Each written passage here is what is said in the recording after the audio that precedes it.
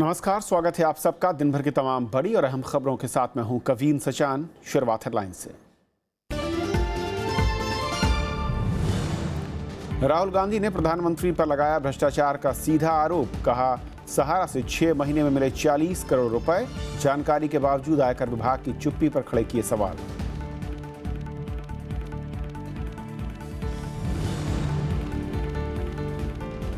BJP ने कहा, गंगा के समान पवित्र हैं प्रधानमंत्री। राहुल गांधी के बयानों को बताया झूठ और शर्मनाक।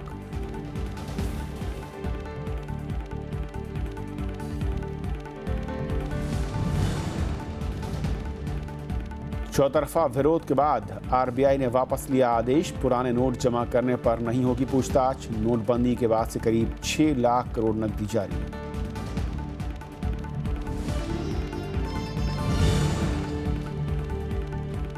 तमिलनाडु के मुख्य सचिव के बेटे और रिश्तेदारों पर छापा। 18 लाख के नए नोट और 2 किलो सोना बरामद। विपक्ष का लोकतांत्रिक ढांचे को नुकसान पहुंचाने का आरोप।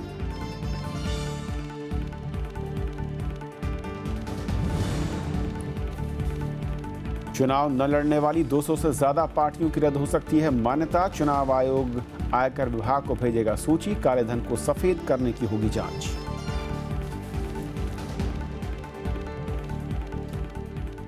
और आइए देखते हैं पहली खबर।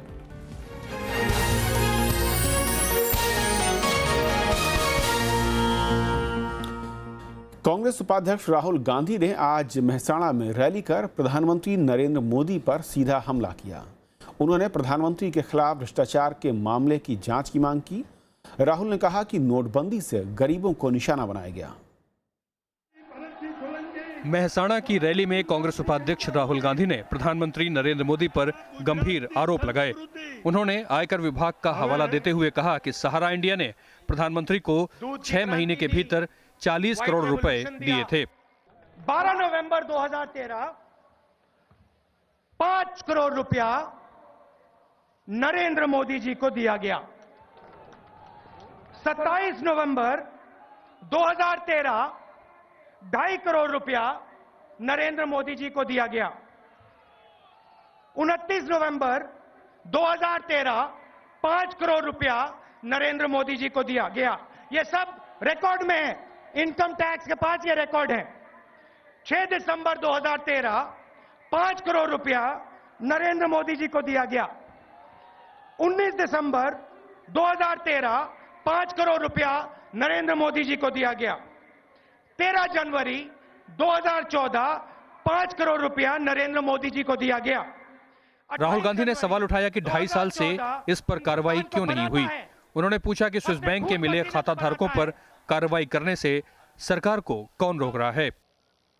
स्विट्जरलैंड की सरकार ने नरेंद्र मोदी जी को सब नाम भेज रखे हैं स्विस बैंक अकाउंट होल्डर्स के। हम जानते हैं क्योंकि पार्लियामेंट में हमने यह सवाल पूछा है और उन्होंने यह हमें बताया है। नरेंद्र मोदी जी, आपके पास वो लिस्ट है, उन चोरों के नाम आपके पास हैं, वो नाम आपने पार्लियामेंट में रखे क्यों नहीं? राहुल गांधी ने नोटबंदी को लेकर फिर से निशाना साधा और कहा कि नोटबंदी का कदम भ्रष्टाचार और कालाधन खत्म करने के लिए नहीं, बल्कि गरीब लोगों को परेशान करने के लिए है। Bureau report, Rajya TV.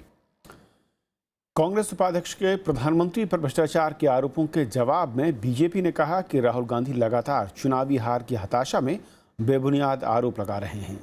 BJP ने कहा कि अगस्ता वेस्टलैंड घोटाले में उनके परिवार का नाम आया है, जिससे ध्यान भटकाने के लिए वो प्रधानमंत्री पर ऐसे आरोप लगा रहे हैं। बीजेपी ने प्रधानमंत्री को गंगा की तरह पवित्र बताया। बीजेपी ने कांग्रेस उपाध्यक्ष राहुल गांधी के प्रधानमंत्री नरेंद्र मोदी पर लगाए गए भ्रष्टाचार के आरोपों को बेबुनियाद करार दिया है। केंद्रीय मंत्री रविशंकर प्रसाद ने दिल्ली में कहा कि राहुल गांधी हार की हताशा में प्रधानमंत्री की ईमानदारी पर सवाल उठा रहे हैं। हारे हुए हताश राहुल गांधी अपने गुस्से में बेबुनियाद आरोप लगा रहे हैं। हालांकि प्रधानमंत्री को बचाने की बीजेपी की कोशिश पर कांग्रेस का कहना है कि राहुल गांधी के आरोपों पर प्रधानमंत्री नरेंद्र मोदी को ठोस जवाब देना चाहिए। ना गुस्साएं, ना तिलमिलाएं, ना हताशा से बात करें, सवालों का जवाब दे दें। प्रधानमंत्री स्वयं सामने आए, राहुल गांधी जी और देश को बताएं कि उन्होंने क्या बिड़ला से पैसा लिया था या नहीं लिया था, क्या सहारा से पैसा लिया था या नहीं लिया था, क्या कंप्यूटर में ईमेल झूठी है या सच है, क्या एक्सेल शीट में जहां 9 बार उनका नाम लिया है उस आदमी का नाम भी लिखा है जो उनको पैसा देकर आया था, क्या वो पैसा उन्हें देकर आया था या नहीं देकर आया था। राहुल गांधी ने मेहसाणा में प्रधानमंत्री पर सीधे भ्रष्टाचार का आरोप लगाया था। कमजोर लोगों प्रणब पर, गोस्वामी, राज्यसभा टीवी। क्लास के लोगों पर। और राहुल गांधी के इन आरोपों पर और बातचीत करने के लिए हमारे साथ कांग्रेस के नेता रणदीप सुरजेवाला मौजूद हैं। रणदीप सुरजेवाला, स्वागत है आपका राज्यसभा टीवी पर। सबसे पहले तो यही कहना चाहूँगा, और जो बीजेपी ने कहा है कि असल में राहुल गांधी जो आरोप लगा रहे हैं वो पूरी तरीके से बेबुनियाद हैं, इनमें कोई दम नहीं है। कविंद्र जी, सवाल बड़ा सीधा है। भारतीय जनता पार्टी से हम हाथ जोड़कर विनती करेंगे, ना सुप्रीम कोर्ट के पीछे छुपें। कभी वो सुप्रीम कोर्ट के पीछे छुपते हैं, कभी वो लोकसभा में या राज्यसभा में स्पीकर के पीछे छुप जाते हैं, कभी संख्या के पीछे छुप जाते हैं, कभी झूठे आंसुओं के पीछे छुप जाते हैं। सीधे सवाल का सीधा जवाब दीजिए। सहारा ग्रुप पर रेड हुई 22 नवंबर 2014 को। कंप्यूटर की एक्सेल शीट्स मिली। 9 बार मोदी जी को वहां 40 करोड़ 10 लाख रुपया दिया दिखाया गया है। क्या मोदी जी ने ये पैसा लिया या नहीं लिया? और 22 नवंबर 2014 से दिसंबर 2016 के बीच में CBI, ED, CVC, income tax department और सरकार की अन्य एजेंसियों ने क्या कभी मोदी जी को तफ्तीश के लिए बुलाया? क्या मोदी जी से पूछा? अगर यही कागज रेड में कविंदर जी का, मेरा या किसी और का नाम मिल जाता इस प्रकार से, तो अब तक एफआईआर दर्ज होती और कई बार तफ्तीश होती। तो मोदी जी से क्यों नहीं पूछा जा रहा? और दूसरी रेड हुई बिड़ला ग्रुप के ऊपर। उनके कंप्यूटर से बाकायदा ग्रुप वाइस प्रेसिडेंट के कंप्यूटर से ईमेल मिली जिसमें लिखा है गुजरात सीएम 25 करोड़ 12 दे दिए, बाकी पे एक सवाल खड़ा किया हुआ है। तो क्या मोदी जी ने बिड़ला ग्रुप से और सहारा ग्रुप से पैसे लिए या नहीं लिए? ये प्रधानमंत्री की विश्वसनीयता का प्रश्न है। वो कहा करते हैं, मैं खाऊंगा ना खाने दूंगा। आज सीधा इल्जाम उनके ऊपर है। क्या ये सच है, क्या ये झूठ है? और अगर ये झूठ है तो मोदी जी क्यों नहीं इंडिपेंडेंट इन्वेस्टिगेशन करवा लेते? क्या किसी एक्सेल सीट में किसी का नाम या फिर किसी डायरी में किसी का नाम लिखने से अब ये तय हो जाएगा कि आरोपी है? हालांकि बीजेपी ये कह रही है कि अदालत में ये तथ्य रखे गए थे, लेकिन उन्हें अदालत ने पहले ही खारिज कर दिया क्योंकि मामला अदालत में गया था। ये देखिए कविंदर जी, 2 बड़ी सीधी बातें हैं। प्रधानमंत्री जी तो सामने आ नहीं रहे। एक है कि आप कानूनी लड़ाई लड़ेंगे अदालत में, सबूतों की, कानून की, नियमों की, वो ठीक है। क्या प्रधानमंत्री जी ये देश को बताएंगे कि उन्होंने सहारा ग्रुप से और बिड़ला ग्रुप से 25 करोड़ और 40 करोड़ 10 लाख रुपए लिए हैं या नहीं लिए हैं? सामने आ जाएं, बता दें और ये कह दें कि मैंने नहीं लिए, कह दें ये एंट्री झूठी हैं। क्यों वो कभी रविशंकर प्रसाद जी के पीछे छुप जाते हैं, कभी कानूनी दावपेच के पीछे छुप जाते हैं? क्या गोलमाल हुआ? क्या पैसा लिया गया? क्या काला धन प्रधानमंत्री जी ने लिया या नहीं लिया? अगर नहीं लिया तो जांच करवा लें, और अगर लिया है तो बता दें कि मैंने लिया है। तो दूध का दूध, पानी का पानी सामने आ जाएगा। क्योंकि देश के लोग एक सीधी सी बात जानना चाहते हैं कि क्या कहीं उन्होंने बिल्ली को दूध की रखवाली तो नहीं बना दिया?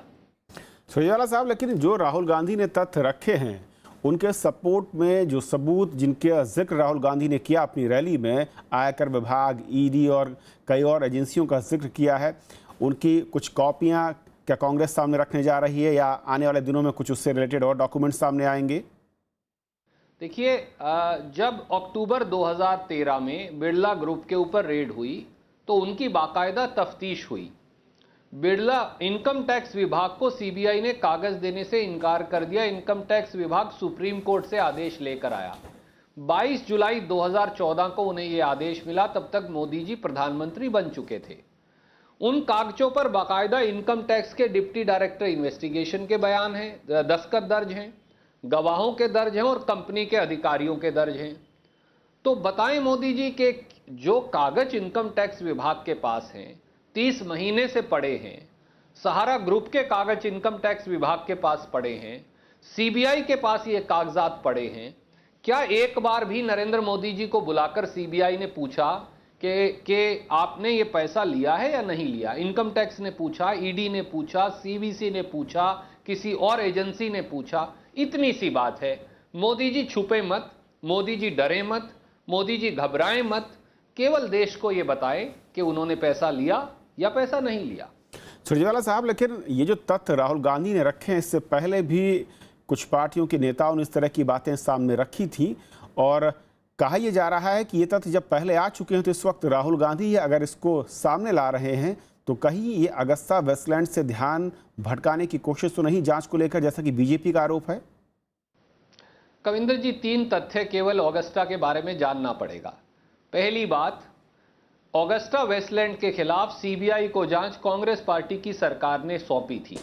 दूसरा, ऑगस्टा वेस्टलैंड के खिलाफ एफआईआर दर्ज करके जांच सीबीआई को सौंपकर उनका कॉन्ट्रैक्ट कांग्रेस ने कैंसिल किया और उनकी सारी बैंक गारंटी कॉन्फिस्केट कर ली।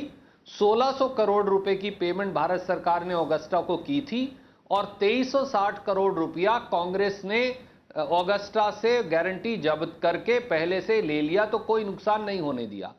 30 महीने से मोदी जी सत्ता में हैं।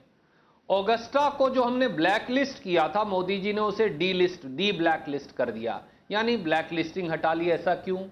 मोदी जी ने ऑगस्टा वेस्टलैंड को मेक इन इंडिया का हिस्सा बना लिया। ऐसा क्यों? मोदी जी ने ऑगस्टा वेस्टलैंड को सब कॉन्ट्रैक्टर बना दिया। ऐसा क्यों? मोदी जी 30 महीने से ऑगस्टा वेस्टलैंड के मुकदमे में कार्रवाई क्यों नहीं कर रहे? ऐसा क्यों? सरकार आपकी है, सीबीआई आपकी है, ईडी आपके पास है, सारी एजेंसीज आपके पास हैं, आप प्रधानमंत्री हैं, 30 महीने से आप कार्रवाई क्यों नहीं कर रहे? तो इसलिए इल्जाम लगाना अच्छा है, पर उन्हें जानना चाहिए बीजेपी को कि वो सत्ता में है, वो विपक्ष में नहीं। सरकार भी उनकी, एजेंसी भी उनकी, जांच भी उनकी। सारे तथ्य सामने रख दें अगर कुछ गलत हुआ। सुरजेवाला साहब, आपने वक्त दिया और इस मसले पर हमारे साथ जुड़े सवालों का जवाब दिया, आपने बहुत बहुत शुक्रिया आपका। और ये थी हमारी आज की पहली खबर। छोटा सा ब्रेक और ब्रेक के उस पार दिन भर की दूसरी बड़ी खबरें।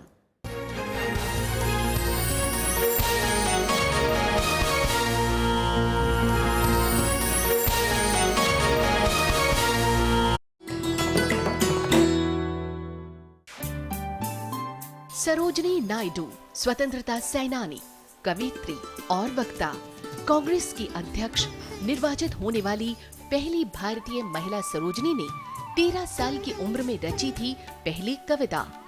आजादी के बाद वो बनी देश की पहली महिला राज्यपाल। भारत कोकिला के नाम से मशहूर सरोजनी नायडू है नारी शक्ति की अनूठी मिसाल।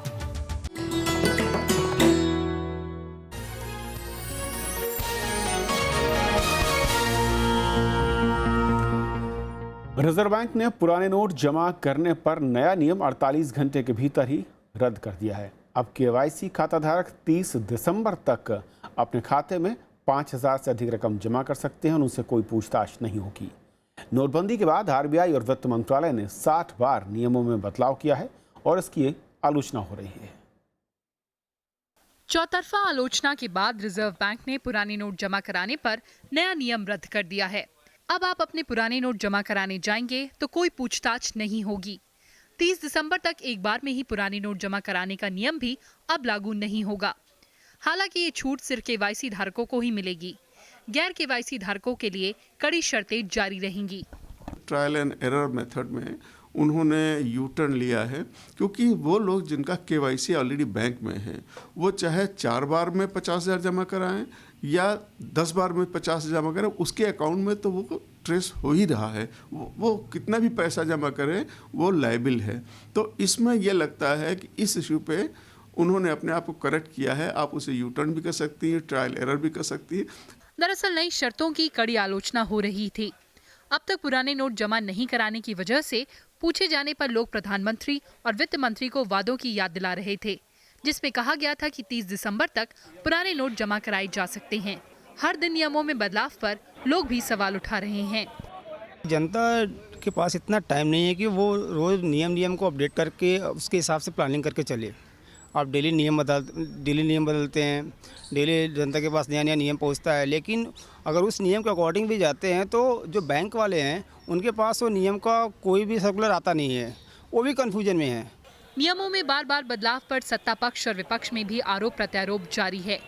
कांग्रेस इसे तुगलकी फरमान बता रही है तो बीजेपी इसका बचाव कर रही है। यहाँ 41 दिन के अंदर 60 नोटिफिकेशंस हो जाएं और वित्त मंत्रालय के अलग 100 के नजदीक सर्कुलर आ जाएं, ये क्या मजाक है। बैंक के कर्मचारी अधिकारी भी इससे परेशान हैं, आम जनता परेशान है, किसी को नहीं मालूम कि क्या होना है। 50 दिन का टाइम मांगा, उसमें कई मेजर्स लेने पड़ते हैं, बॉटलनेक्स आता है और वो जो मेजर्स हम ले रहे हैं, जो कमेटी बनी है आरबीआई में और मिनिस्ट्री ऑफ फाइनेंस में, रिव्यू करती रहती है कि एक आम आदमी को, एक आम नागरिक को किसी तरह की तकलीफ न हो। इस बीच रिजर्व बैंक के मुताबिक 10 नवंबर से लेकर 19 दिसंबर के बीच 5,92,000 करोड़ की नकदी जारी की गई है। इनमें 500 और 2000 के 220 करोड़ नए नोट हैं।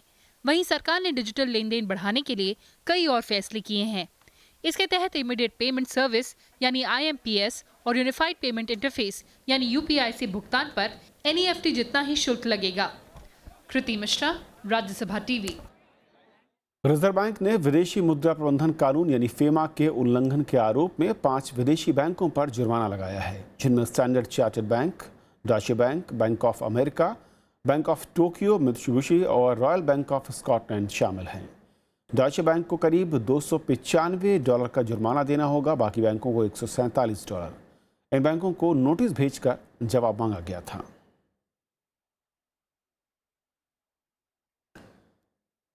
पेटीएम से जुड़ा डिजिटल धोखाधड़ी का मामला फिर से सामने आया है। पेटीएम ने आरोप लगाया कि 7 ग्राहकों ने फर्जीवाड़ा कर 3,21,000 का चूना लगाया। सीबीआई ने इन मामलों में 7 लोगों और पेटीएम के अज्ञात कर्मियों के खिलाफ केस दर्ज किया है। कंपनी का कहना है कि 7 लोगों ने 2 साल के भीतर 37 ऑर्डर के जरिए धोखाधड़ी की। कुछ दिन पहले भी पेटीएम ने 15 ग्राहकों के ऊपर 6,15,000 के चूना लगाने का मामला दर्ज कराया था। इन मामलों की जांच भी सीबीआई कर रही है।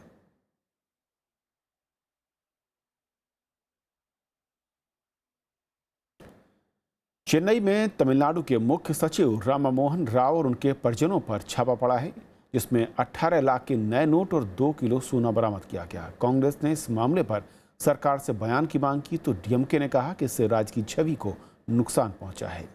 वहीं सीबीआई ने कारोबारी शेखर रेड्डी को गिरफ्तार कर लिया है। आयकर अधिकारियों ने यहां से 131 करोड़ रुपए जब्त करने का दावा किया है। तमिलनाडु के मुख्य सचिव पी रामा मोहन राव का आवाज बुधवार को आयकर विभाग के निशाने पर रहा। आयकर विभाग ने रामा मोहन राव के बेटे और दूसरे संबंधियों के खिलाफ कर चोरी मामले में जांच के लिए 1 दर्जन से ज्यादा जगहों पर छापेमारी की। छापेमारी सुबह तड़के 6 बजे की गई। पी रामा मोहन राव को इसी साल राज्य सरकार ने मुख्य सचिव नियुक्त किया है। कांग्रेस ने इस छापेमारी से जुड़ी जानकारी पर सरकार से बयान की मांग की है। हम इंतजार करेंगे कि छापे की सारी तफसील सामने आए और सरकार उस पर बयान दे ताकि हम तफसील से टिप्पणी करें। पश्चिम बंगाल की मुख्यमंत्री ममता बनर्जी ने भी इस छापेमारी की आलोचना की है। उन्होंने कहा है कि केंद्रीय एजेंसियों की ओर से की जाने वाली ऐसी अनैतिक और बदले की कार्रवाई शीर्ष लोक सेवक की साख को कम करती है।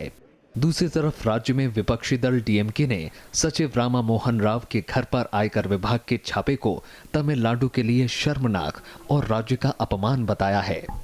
Embarrassment, huge embarrassment to the state of Tamil Nadu and a shame on the state of Tamil Nadu. The top bureaucrat is being raided by the IT department. नोटबंदी के बाद अब तक आयकर विभाग ने 3,185 करोड़ रुपए की आघोषित आय का पता लगाया है, जिसमें 428 करोड़ नकदी के अलावा आभूषण बरामद किए गए हैं। वहीं अलग अलग छापेमारी में 86 करोड़ रुपए के नए नोट बरामद किए गए हैं। Bureau report, Rajya TV. Cabinet ने आज वेतन भुगतान कानून 1936 में संशोधन के लिए एक अध्यादेश को मंजूरी दी है। पीटीआई के मुताबिक जिसमें तय उद्योगों में वेतन और मजदूरी ऑनलाइन या चेक से दे सकते हैं। हालांकि इसमें नकद भुगतान का विकल्प भी खुला हुआ है। ये बिल लोकसभा के शीतकालीन सत्र में अवरोध के बीच पेश किया गया था। ये कानून 1936 में बना था। 1975 इसमें संशोधन कर चेक या सीधे खाते में भुगतान की एक धारा जोड़ी गई। फिलहाल ये कानून ऐसे कर्मचारियों के लिए है जिनका वेतन 18,000 रुपए से अधिक नहीं है। कांग्रेस ने आरोप लगाया है कि अध्यादेश में कुछ भी नया नहीं है। All the trade unions, they were demanding the wages of the employees should be given through bank account or checks. संशोधन वो लेकर आए हैं, उसमें भी लिखा है कि आप मजदूर का पैसा कैश में दे सकते हैं, सिक्कों में दे सकते हैं या चेक में दे सकते हैं। अगर तीनों में दे सकते हैं तो जो फैक्ट्री का मालिक है या कंस्ट्रक्शन साइट का मालिक है वो चेक में पेमेंट भला क्यों देगा? चुनाव आयोग ने चुनाव न लड़ने वाले राजनीतिक दलों की जांच कराने का फैसला किया है। आयोग ने 200 से अधिक ऐसे राजनीतिक दलों की सूची आयकर विभाग को सौंपने का फैसला किया है। राजनीतिक दलों ने इस पर मिलीजुली प्रतिक्रिया दी है। चुनाव नहीं लड़ने वाले 200 से अधिक राजनीतिक दलों की मुश्किलें बढ़ सकती हैं। चुनाव आयोग ने इन दलों को सूची से हटा दिया है और अब आयकर विभाग से इसकी जांच करने को कहा जाएगा। जांच में पता लगाया जाएगा कि कहीं ये दल काले धन को सफेद करने में शामिल तो नहीं है। आयोग को लगता है कि इनमें से अधिकतर दल सिर्फ कागजों पर हैं। सरकार ने कहा कि वो आयोग की सिफारिश पर गंभीरता से विचार करेगी। इन सारे इश्यूज को गवर्नमेंट बहुत गंभीरता से एग्जामिन करेगी और निर्णय वो लेगी जो कि भ्रष्टाचार का खात्मा हो, ब्लैक मनी का उपयोग नहीं हो, इलेक्शन ट्रांसपेरेंट हो और फेयर हो। हालांकि चुनाव आयोग के देरी से कदम उठाने पर सवाल भी उठ रहे हैं। Surprising that election commission has taken so long a time. If they knew that so many fictitious political parties are there, it was their duty to inform the authorities earlier. Even then, how could they get themselves registered with the election commission? बहुत सारी ऐसे राजनीतिक दल हैं जिन्होंने सिर्फ registration ही इसीलिए कराया है ताकि वो अपने काले धन को छिपा सकें। तो ये काम सरकार को और चुनाव आयोग को बहुत पहले करना चाहिए था। कांग्रेस ने इस फैसले का स्वागत किया है और कहा कि सभी राजनीतिक दलों को चुनाव आयोग का सहयोग करना चाहिए। We are all for all the steps that will be taken towards electoral reforms, and we welcome all steps being taken by the Election Commission, and we do hope that there would be a consensus with all political parties supporting the Election Commission. दरअसल चुनाव आयोग के पास राजनीतिक दलों के पंजीकरण का तो अधिकार है, लेकिन वो किसी पार्टी का पंजीकरण रद्द नहीं कर सकता। आयोग की ये मांग कानून मंत्रालय के पास लंबित है। देश में 1780 से अधिक पंजीकृत लेकिन गैर मान्यता प्राप्त राजनीतिक दल हैं। वहीं 7 राष्ट्रीय दल और 58 राज्य आधारित पार्टियां हैं। इससे पहले आयोग सीटें नहीं जीतने वाले राजनीतिक दलों को आयकर में छूट नहीं देने और 2000 रुपए से अधिक के गुप्त चंदे को खत्म करने की सिफारिशें कर चुका है। Bureau report, Rajya TV.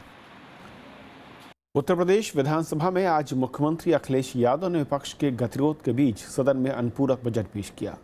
सत्र के पहले दिन बीएसपी ने राज्य में कानून व्यवस्था का मसला उठाया तो बीजेपी ने आजम खान से इस्तीफे की मांग की। उत्तर प्रदेश विधानसभा के शीतकालीन सत्र के पहले दिन गतिरोध की वजह से प्रश्नकाल की कार्रवाई बाधित हुई। हालांकि अवरोध के बीच मुख्यमंत्री अखिलेश यादव ने अनुपूरक बजट पेश किया। माननीय अध्यक्ष महोदय, आपकी अनुज्ञा से वित्तीय वर्ष 2016-2017 के वित्तीय अनुपूरक अनुदानों की मांग का विवरण प्रस्तुत करता हूं। सत्र शुरू होते ही बीजेपी ने बुलंदशहर मामले में आजम खान के विवादास्पद बयान को लेकर इस्तीफे की मांग की। वहीं बीएसपी ने राज्य में गिरती कानून व्यवस्था का मुद्दा उठाया। बीजेपी और बीएसपी विधायकों के वेल में आने की वजह से सदन की कार्यवाही बाधित हुई। सुप्रीम कोर्ट ने आजम खान के पुराने माफीनामे को रिजेक्ट करके नया माफीनामा बिना शर्त माफीनामा देने को कहा है और ये भी कहा है कि जो सार्वजनिक पदों पर बैठे हुए लोग किस तरह से बयान देते हैं उन लोगों को अपने बयानों के ऊपर संयम बरतना चाहिए। विधानसभा अध्यक्ष माता प्रसाद पांडेय ने विधायकों को सदन चलाने की अपील की, लेकिन इसका असर नहीं हुआ। बीते 17 नवंबर को अदालत ने आजम खान को अपने बयान पर बिना शर्त माफी मांगने के निर्देश दिए थे। इस पर आजम खान ने पिछले हफ्ते माफी मांग ली थी। Bureau report, Rajya TV. Sri Lanka की नौसेना ने 17 भारतीय मछुआरों को तलाई मन्नार के पास गिरफ्तार किया है। उनका आरोप है कि मछुआरे उनके क्षेत्र में मछलियां पकड़ रहे थे। साथ ही मछुआरों की नौकाएं भी जब्त करने की खबर है। एक नौका पर सवार कुछ मछुआरे अपनी नौका में वहां से भागने में सफल है। इससे पहले कल भी 7 मछुआरों को श्रीलंकाई नौसेना ने गिरफ्तार किया था।